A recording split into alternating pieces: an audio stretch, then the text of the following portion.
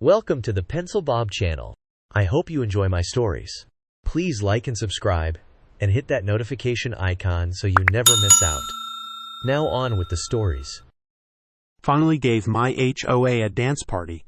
We are one of the only houses in the neighborhood that doesn't need to belong to the HOA. They have harassed us relentlessly for almost 10 years trying to get us to join. They have trespassed on our property repeatedly, done petty petitions against us trying to get us to remove a structure we built legally with a permit, stood at our driveway with clipboards. Literally, not kidding. Come to our house at 11 p.m. and stand on our driveway talking to our cameras and pointing at our house. All of this on camera. Recently, we got new neighbors who were pre-existing friends with the HOA leader, so they have shunned and harassed us since they moved in.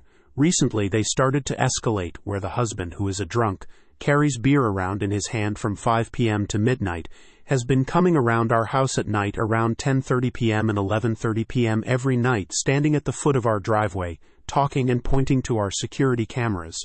Well, today, I figured if you can't beat M, I'm gonna join M. Prior to this, I have been a dream neighbor. I'm not just saying this, never a peep. Keep my house maintained, half the time not even around, literally living out of state. Mind my own damn business religiously, which is precisely why they mess with me. These new people have no reason to harass us. I've done nothing to them, but today I made it official and declared war, decided to be petty ASF, and I blasted me some Drake and Lil Wayne and gave a crazed dance party while walking my dogs around my house in full view of theirs. Then, as I walked by, I pointed and acted a fool on my way to my house, stopping and staring at the end of his driveway as he does to me, but the whole time pretended I was dancing to my music. It felt good. Maybe he saw me, maybe he didn't. But if he did, I hope he might think I'm crazy ASF and back TF up. So that's my story, how I became a petty ass for the morning. Now I'll go back to minding my own darn business and just living with their unending harassment. But for a second it felt darn good to give it back so him and I know where we stand. Give M something to talk about, lol. Update. Hi all, many of you have me cracking up. Very good ideas. I think as one suggested I will try some heavy metal music or mariachi next. I believe over the course of a decade I have managed to show great restraint against them. Believe it or not, no response from me actually drives them absolutely nuts most of the time, but it is very hard to show restraint most of the time. Their level of petty is just out of control. It often just blows my mind that people have time and energy to come to my house and observe things about my property, like what kind of lights I have. I would have built a large fence and gate by now, but unfortunately, they already tried to come after me with an HOA petition for a small split rail I built many years ago with a lawful permit. They claimed, incorrectly, that I had built 1 foot over the new setback limit, 5 feet, so said my fence was beyond the setback. My fence was grandfathered in, fortunately, since I had a lawful permit, but it was still a headache for me to argue with them and the town over 10 years after my fence was built. I ultimately won, but the less time I have to spend with their bullshit, the better. They desperately want to draw me in, because in their case it is a power flex. I've learned for them it's all about them having control. It just drives them mad they can't do more to me. Really, the best revenge is to live a good life unbothered by them. I just enjoyed my dance party because it felt like I was able to let loose for once and give it back a little. To answer some questions about going to the police and filing a RO, I have requested a RO twice against the founder of the HOA. I have 7 police reports currently filed for trespass, property destruction, and harassment over the course of 10 years. I have built a strong paper trail. Unfortunately, it is very hard to get a criminal RO against a non-family member in my state, and the leader has sent other leaders of the HOA and family associates to harass me. However, in 2021, she and another HOA leader were made to go to court, and I believe the judge gave them a final warning that next time there would be greater action against them. She is a senior citizen, so they are hesitant to do anything to her. The direct harassment at my home and letters from her have decreased substantially since she went to court. What she does is use a third party to continue her campaign, and does a lot of maligning among her HOA. It's amazing to me how people you don't even know will engage in harassment on behalf of the HOA. Since I am not a member, I am not privy to it, but I know it is going on. They have also moved into friendlies into newly sold homes. These homes are not even being put on MLS. They are pocket listings. The HOA networks and puts in someone they know of like Mind into the homes up for sale, which is giving them more power. The problem is that you can't get the HOA leader arrested for someone else's act, and vice versa. But I very much plan to file a civil lawsuit someday. Unfortunately, with litigation, even a civil RO, you have to be careful and have a lot of proof. Because people can and typically do cross-file if you file a lawsuit against them. I don't want my career and life impacted by a frivolous cross-lawsuit they could file if I try to sue them. This could drag on for years and cost tons of money. They're essentially a gang. They could claim anything under the sun and use their HOA resources to come after me, even if I am not a member. I have to use my own dollar, since lawyers won't take HOA lawsuits on contingency, so I'm trying to be extremely careful and gather my evidence.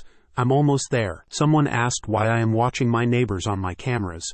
It's a bore to watch my security cameras, but I have to save all the videos of their harassment for future use. Anything they do at the foot of my driveway, I download the video with timestamp into a Dropbox folder.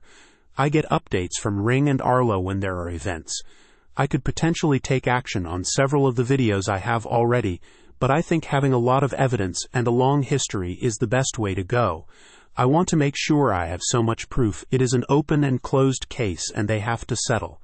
I have considered starting an Instagram or YouTube page and posting all of my footage.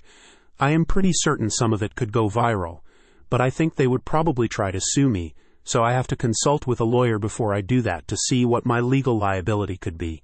We'll be happy to update this page if my HOA video diary ever goes live. Thanks again for all the great advice and good laughs. My thoughts are with anyone being impacted by an HOA. They are lethal. I still chuckle to this day when I think about our old neighbor's clever response to the constant nagging from our homeowners association. Bear in mind that he was not a member. For months they had been sending him letters and notices, urging him to repaint the exterior of his house, which had started to show signs of wear and tear. The HOA was notorious for being strict and nitpicky, and it seemed like they took great pleasure in finding fault with everyone's properties. Our neighbor, a quiet and unassuming man, had been putting off the task, probably due to a combination of laziness and frustration with the HOA's constant meddling. One day, we woke up to find that he had taken a rather unconventional approach to addressing the HOA's demands. In bold black lettering, he had hired someone to paint the single word, paint, across the entire front of his house. It was a stunning sight, and I couldn't help but laugh at the absurdity of it all. The HOA was left looking foolish, as if they had been outsmarted by our clever neighbor. The message was clear. He had heard their complaints loud and clear, and he was not going to be bullied into doing something he didn't want to do. For weeks, the sign remained, a beacon of defiance and humor in our otherwise mundane suburban neighborhood.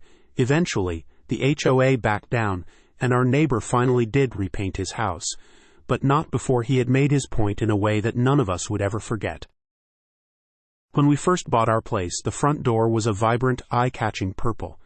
It was definitely a statement piece, and we loved it from the moment we saw it.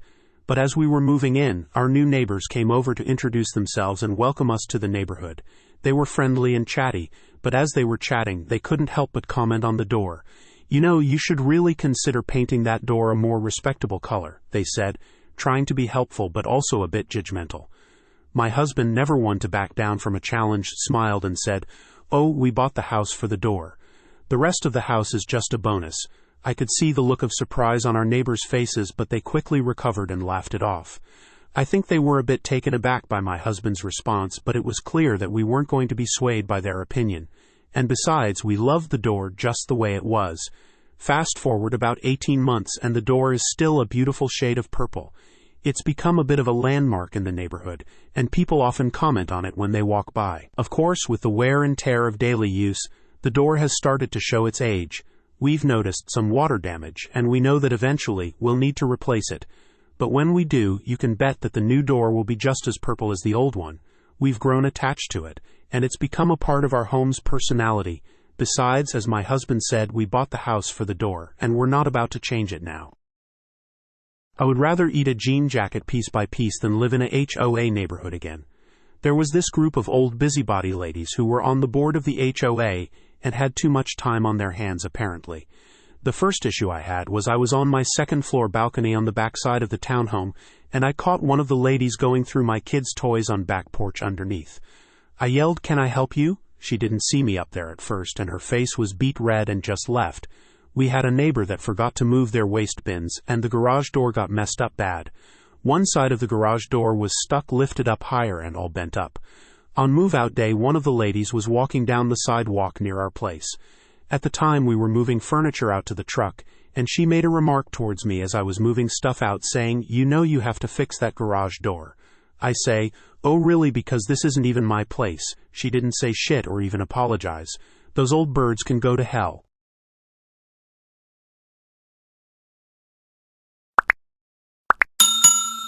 I would like to thank you for watching the video to the end. To encourage us to make more videos, please like, subscribe, comment, as well as share. Check out this other video if you haven't already.